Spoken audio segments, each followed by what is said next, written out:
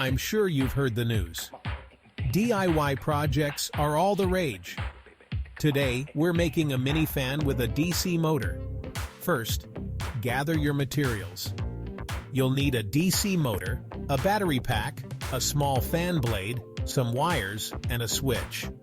Got everything? Great. Now, if you don't have a pre-made fan blade, just cut a piece of plastic or cardboard into a fan shape. Easy, right?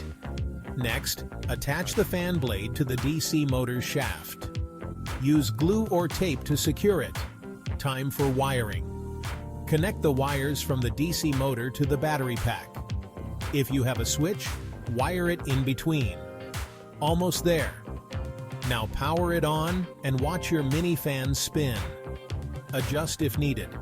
Make sure everything is secure, and voila! Enjoy your new mini fan.